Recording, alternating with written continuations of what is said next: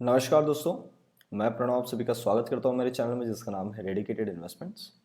अगर आपने अभी चैनल को सब्सक्राइब नहीं किया है तो मैं आप सभी से गुजारिश करता हूं चैनल को जरूर सब्सक्राइब कर लीजिएगा। उसके बाजू में आपको बेल आइकन मिलेगी तो उसको भी प्रेस कर लीजिए तो आपको टाइम टाइम नोटिफिकेशंस आते रहेंगे। तो जितने भी दर्शक मेरे चैनल को पहले से देखते हुए आ रहे हैं उन सभी को पता है कि मैं रोज Nifty as well as bank Nifty related videos आप सभी के सामने लेके आने की पूरी कोशिश करता हूँ। तो कुछ मैं ऐसा ही वीडियो लेके आ रहा हूँ कि कल दैट इज ऑन 1 मार्च, अगले महीने का पहला दिन और इस हफ्ते का भी पहला दिन हमें क्या कुछ लेवल्स नजर आ सकती है in Nifty as well as in bank Nifty.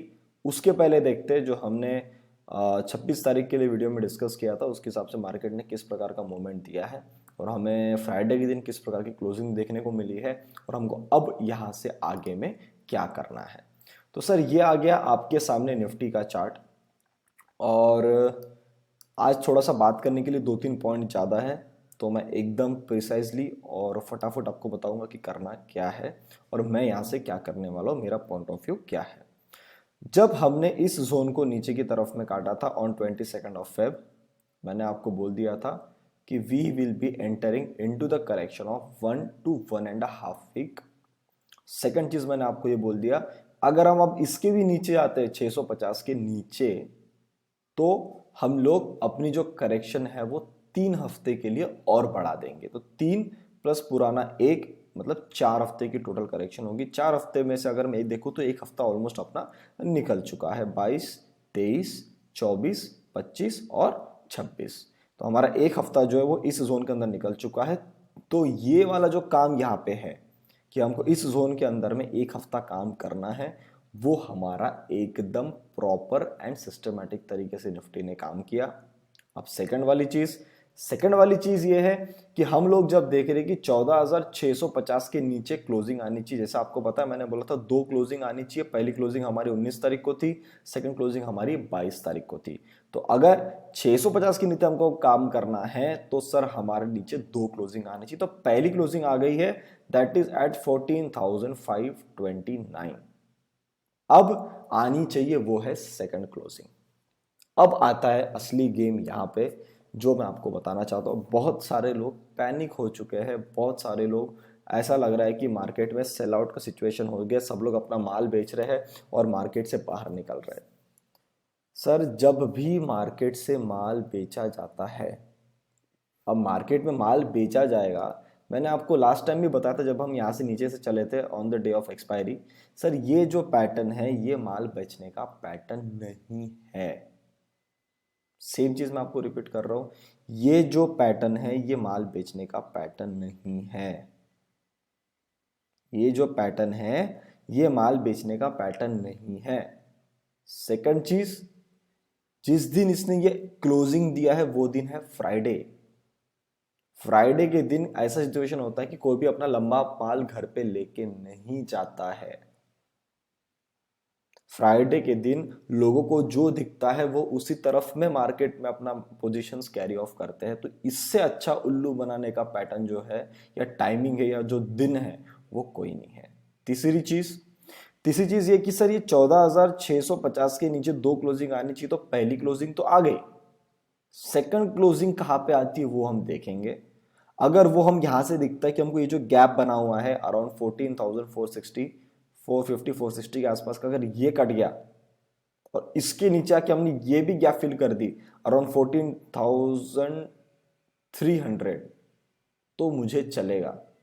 पर सर ये 14,300 के नीचे गैप बना के फिर ये नीचे नहीं आना चाहिए वरना फिर गड़बड़ हो जाएगी। अब जब हमने इस दिन यहां से बजट के बाद हमने 2 फेब को ऊपर की तरफ में मूवमेंट लिया था, उस दिन मैंने आपको बोला था शायद मुझे ऐसा लगता है, शायद मैं थोड़ा जल्दी बोल रहा हूं या मुझे ऐसा लगता है कि सर ये रन अवे गैप बन जाएगी। इस दिन के बाद मैंने आपको कंफर्मेशन दे दिया था आई थिंक ऑन 4 फेब कि भैया ये रन अवे गैप बन चुकी है, अब हमको इसके ऊपर में काम करना है। अब रन अवे गैप का फंक्शन ये होता है कि भैया अगर आप उस जोन के ऊपर निकल गए तो आपको उसके ऊपर में काम करते रहना है जब तक मार्केट में ऐसी सिचुएशन नहीं आती है कि बहुत टेंशन वाला काम हो गया है या मार्केट में अब सेलिंग चालू हो गई है या कुछ दिन के लिए मार्केट का स्ट्रक्चर खराब होने वाला है। उस टाइम तक रन अवे गैप अपना जो काम है वो कंप्लीट नहीं करती है, वो फिलअप नहीं होती है। अब अगर मैं मार्केट का स्मार्ट मूव देखूं तो मुझे सर ये नजर आता है कि इसने यहां तक तो एग्जैक्ट लो बना, अगर चाहता तो यहां तक का भी काम कर सकता था। उसने एग्जैक्ट इसी जोन के आसपास अपना काम कराया अराउंड 14,474। अब ये तो काम कराया 14,474 और क्लोजिंग भी थोड़ी सी ऊपर में दे दिया 14,529। तो जिस जगह पे मार्केट ने क्लोज किया, अगर ये मार्केट थोड़ा स्मार्ट है, जो ऑब्वियस है, हम उनके सामने स्मार्ट नहीं है, और अगर इसको लोगों को अपनी पोजीशंस में से एग्जिट करवाना था, कौन सी पोजीशंस? जिस तरफ में मैं बैठा हूं। मैं किस तरफ में बैठा हूं? मैं अपने पेंडिंग ऊपर के टारगेट्स के लिए बैठा हूं। तो सर जरा बैठ के अगर मैं सोचता हूं तो मुझे सर ये नजर आता है कि इस दिन से बेहतर, इस प्राइस से बेहतर इसके पास में कोई ऑप्शन नहीं था। अब मेरा पॉइंट ऑफ व्यू क्या है? सर जितना इसको काम करना चाहिए था 90% काम हो गया। एक हफ्ते की करेक्शन का पॉइंट मेरा वैलिड हो गया तो एक हफ्ते वाला पॉइंट काट दो, वो तो हो गई पूरी। बची 3 हफ्ते वाली अब करेक्शन। 3 हफ्ते का पहला कैंडल बना, सेकंड कैंडल आपको मंडे के दिन पता चल जाएगा। अब आपको यहाँ पे 2 कंडीशन है। पहली कंडीशन है, अगर हम यहां से अब मार्केट ऊपर जाता है, भले यहाँ पे टाइम पास करके ऊपर जाए, थोड़ा यहाँ पे टाइम अपना बिताए और फिर ऊपर जाए, या गैप अप ओपन कर दे 650 600 के आसपास और फिर खिंचता चले जाए, तो सर मैं उसके अंदर में पार्टिसिपेट करूंगा। सेकंड चीज, हमको ऐसा नजर आता है कि इसके अंदर में हम एक बार थोड़ा नीचे आए 14,300 तक, may be due to gap down market, foreign market negative, Dow Jones हमारा नेगेटिव क्लोज हुआ है, तो चक्कर में अगर ऐसा नजर आता है क्योंकि हम थोड़ा गैप डाउन खुल गए, कोई प्रॉब्लम नहीं। अब 14,300 तक आपको जो करना है आप करिएगा, आपको गैप फिल करनी है करिएगा, हमें कोई प्रॉब्लम नहीं है। अब ये लाइन भी हमारे यहाँ पे बॉक्स बना हुआ है बहुत पहले, जनवरी के महीने में, इसको आज मुझे एक्सटेंड करने का टाइम आ गया है। वो आता है सर 14,240 के आसपास। ठीक है, इसको मैं सेव कर देता हूँ। भैया आपको जो भी करना है आप करिए, गैप फिल करके 300 तक, 300 के थोड़ा नीचे भी आना चाहते हो तो हमारे पास में एक लेवरेज है जहां तक हम आपको अलाउ कर सकते हैं 14,250। यहां से आपको बाउंस लेना मतलब लेना मतलब लेना मतलब लेना ही है, अगर हम 16,000 के लिए जा रहे हैं तो। जो 3 हफ्ते की मैं करेक्शन की बात कर रहा हूं सर, वो इसके नीचे काम करना ही है, फिर ये टाइम पास करेगा, फिर ये यहां तक आएगा, हमारे रेड कलर की जो स्लोपिंग ट्रेंड लाइन है ना सर, ये स्लोपिंग ट्रेंड लाइन तक आएगा नीचे की तरफ में, फिर इसको इसका बचा हुआ अपना काम पूरा करना पड़ेगा।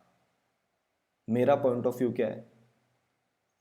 मेरा पॉइंट ऑफ व्यू बोलता है कि भैया आप यहां तक आ जाओ, मुझे कोई प्रॉब्लम नहीं है। आप यहां से ऊपर जाना चाहते हो, मुझे तो भी कोई प्रॉब्लम नहीं है। ये जो जोन है यहां से आपको खींच के लेके जाना है, और अगर ऐसा दिखता है मंडे को कि वो नहीं जा रहा है और नीचे की तरफ इसने बना दिया, तो हमारी सेकंड कैंडल का कंफर्मेशन आ जाएगा इन निफ्टी। हमको सेकंड कैंडल का कंफर्मेशन आ जाएगा in Nifty that we have entered into the phase of 3 weeks correction. मेरा पॉइंट ऑफ व्यू क्या है मैंने आपको बता दिया। मेरे हिसाब से जिस जगह पे इसने क्लोजिंग किया है, ये ऐसा आपको इंडिकेट कर रहा है कि भैया फ्राइडे का दिन है। किसी को दिमाग में तो आएगा नहीं सबसे पहले कि वो फ्राइडे का दिन है, हम लोग ऊपर गए थे, नीचे आए, एक अच्छा बाउंस दिखा और हम नीचे आए। अगर मैं सर ग्लिच वाला दिन और उसके बाद का दिन हम अगर नलीफाई करता हूं उसको, मतलब ये समझता हूं कि ये हमको ऊपर की मूवमेंट मिली नहीं, अगर मैं पिछला लो से भी अगर काउंट करता हूं, ये मेरा लो सर बना है 14,635 और यहां पे मेरा लो बना है 14,467। सर 200 पॉइंट है, इस लो से इस लो तक सिर्फ 200 पॉइंट है, पर उसके बीच हम ऊपर गए फिर नीचे, तो हमको कैसा दिख रहा है? बाप रे, 15,200 से हम नीचे की तरफ में आ गए 14,400। सर 800 पॉइंट का फॉल होता है। ये एक अच्छे आदमी को या जिसने माल पकड़ के रखा है उसको निकालने के लिए बेस्ट पोजीशन है। मैंने आपको बोला था ये सेम सिनेरियो बजट वाले दिन भी गिरा था। अब मेरे को बताओ, बजट वाला दिन चालू हुआ हमारा 1 तारीख से और आज हम खड़े थे जहाँ पे क्लोज किया 26 तारीख पे। सर मार्केट ने ऐसा क्या इतना हेवी बाइंग पोजीशन आ गई कि ये आपको 1 महीने के अंदर में आपको 2 गिराने वाले पैटर्न शो कर रहा है। तो मेरे हिसाब से ऐसा कुछ टेंशन वाला काम हुआ नहीं है मार्केट के अंदर में। इतनी बड़ी हमने चाल नहीं ले ली है जिसके अंदर में हमको इतना ज्यादा वो मार्केट बोलता है कि माल बेच दो, खत्म हो गया है। मेरे हिसाब से मुझे ये इंडिकेट कर रहा है कि हमको ऊपर जाना था। तो ये जो कैंडल है ये मैंने आपको जाते आते डराने के लिए दे दी और आपको मैंने अच्छा खासा माल पुट के अंदर में बिकवा दिया। ये मेरा पॉइंट ऑफ व्यू। गलत कब होगा? जब हम इसके नीचे काम करना चालू कर देंगे 14,250, तो तब मुझे चार्ट भी बोल देगा। मैंने आपको बताया गैप भी मेरी फिल हो जाएगी। और जहाँ तक हमारा लेवल ऑफ फ्रीडम है, लेवरेज जहाँ तक हम दे सकते हैं मार्केट को, वो है ये 250। इसके नीचे अगर आता है तो सर थोड़ा सा करेक्शन बढ़ जाएगा और यहाँ पे फिर ये टाइम पास करेगा 2 से 3 हफ्ता। ठीक है, A to Z सारी चीज़ें मैंने आपको बता दी स्टेप बाय स्टेप। और मैंने आपको ये भी बता दिया कि मैं कब मेरा माल बेचने वाला हूँ। आप पुराना वीडियो जाके देख सकते हो, उसकी सेकंड कैंडल मेरी आने की है। मैं अपनी थोड़ी सी पोजीशन फिर हल्की कर दूंगा। कोई मतलब नहीं ना टाइम पास करके, भले फिर हम नीचे आएंगे तो फिर यहाँ पे माल खरीद लूंगा मैं। इतना मुझे तो अच्छा खासा मतलब 1000 पॉइंट के आसपास का मूवमेंट यहाँ पे मिल ही जाएगा। ठीक है, तो ये सारी चीज़ें मैंने आपको निफ्टी के बारे में बता दी। मेरे हिसाब से कोई टेंशन लेने वाली बात नहीं है जब तक हम इसके नीचे नहीं जाते हैं। बहुत नीचे से हम पकड़ के चले हैं, मज़ा आती रही है, अच्छे खासे पैसे बने हैं। ठीक है, हर लेवल पे डरोगे तो कभी मार्केट में काम नहीं कर पाओगे। बाकी मेरा अपडेट अब कल से टेलीग्राम पे प्रॉपर आ जाएगा। मैं थोड़ा सा छुट्टी पे था कि मेरे पास थोड़ा दिमाग में ज़्यादा टेंशन हो गया था, तो मुझे थोड़ा सा चिल आउट करना भी ज़रूरी था, तो वो मैं करके आ चुका हूँ। अब मैं बात करता हूँ सर बैंक निफ्टी की। अब बैंक निफ्टी ने भी क्या काम किया? सेम काम किया। इसके नीचे आके सर ये यहाँ तक ही गिरी है। अब ये लो को अगर मैं कैलकुलेट करता हूँ 34,976, और ये जगह जो मैं पकड़ता हूँ 34,637, ये भी 300 पॉइंट है। वहाँ 200 पॉइंट और यहाँ 300 पॉइंट। अब वो लेवल कौन सी जहाँ तक निफ्टी अगर नीचे तो बैंक निफ्टी आ सकती है? सर बैंक निफ्टी के लिए जोन थोड़ा सा बड़ा है, वो आता है अराउंड दिस जोन 34,230। 34,030 के नीचे आती है तो ये यहाँ तक फिर आएगी 33,535। इसके नीचे अगर चली गई तो फिर सर इसका स्ट्रक्चर भी थोड़ा गड़बड़ होगा, जो मैंने 2 से 3 हफ्ते वाली जो बात की है। और एक चीज़ आपको बता दूं, बैंक निफ्टी ने जो लास्ट टाइम यहाँ से मूवमेंट ली वो थोड़ी सी बड़ी है, तो उसके हिसाब से जो करेक्शन है ये भी ठीक है। पर इसके नीचे आएगी तो सर फिर वो भी करेक्शन और बढ़ेगी।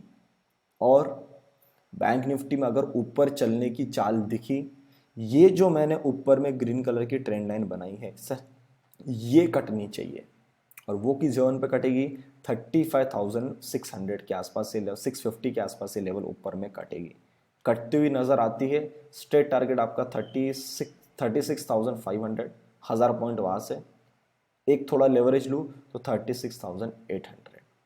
ये जो मैंने ट्रेंड लाइन यहाँ से बनाई थी जो इस दिन काम कर रही थी, उसने यहाँ पे भी अपना काम किया है। आज भी हम उसी के आसपास चल रहे हैं।